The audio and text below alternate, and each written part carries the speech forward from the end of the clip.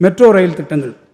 3 வழித்தடங்களில் 63,246 கோடி ரூபாய் மதிப்பீட்டில் 118.9 கிலோமீட்டர் தூரத்திற்கான சென்னை மெட்ரோ ரயில் திட்டத்தின் 2ஆம் கட்ட பணிகள் விரைந்து நடைபெற்று வருகின்றன.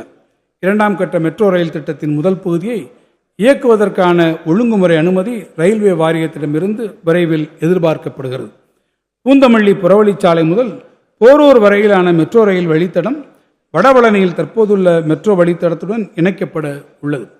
11 மெட்ரோ நிலையங்களை கொண்ட 14.6 கிலோமீட்டர் நீளமுள்ள இவ்வழித்தடம் விரைவில் மக்கள் பயன்பாட்டிற்கு வரும். கோயம்புத்தூர் மற்றும் மதுரை மாநகரங்களில் மெட்ரோ ரயில் திட்டங்களை நிறைவேற்ற அவற்றிற்கான விரிவான திட்ட அறிக்கைகளுக்கு ஒப்புதல் கோரப்பட்ட போது அவற்றுக்கு ஒப்புதல் அளிக்காமல் அவற்றை ஒன்றிய அரசு திருப்பி அனுப்பியுள்ளது.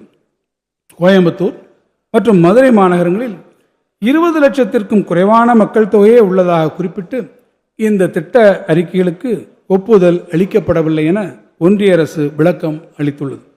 இந்நகரங்களுக்கு இணையான நாட்டின் பிற நகரங்களுக்கு அளிக்கப்பட்ட ஒப்புதலை போன்றே கோயம்புத்தூர் மற்றும் மதுரை மெட்ரோ ரயில் திட்டங்களையும் மறுபரிசீலனை செய்து ஒன்றிய அரசு ஒப்புதல் வழங்கிட தமிழ்நாடு அரசு தொடர்ந்து வலியுறுத்தி வருகிறது.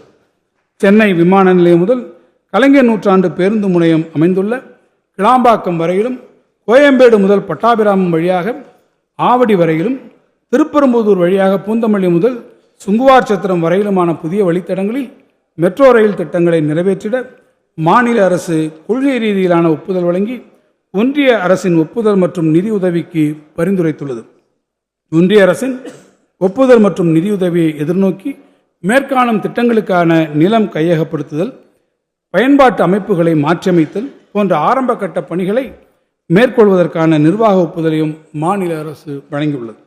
சென்னையின் பிராட்வே பேருந்து நிலையம் அமைந்துள்ள பகுதியில் ஒருங்கிணைந்த பன்முக போக்குவரத்து வசதிகள் கொண்ட பேருந்து நிலையம், நவீன வசதிகளுடன் அலுவல வளாகம் மற்றும் குரலகம் மேம்பாடு ஆகியவற்றுக்கான கட்டுமான பணிகள் 823 கோடி ரூபாய் மதிப்பீட்டில் தற்போது நடைபெற்று வருகின்றன.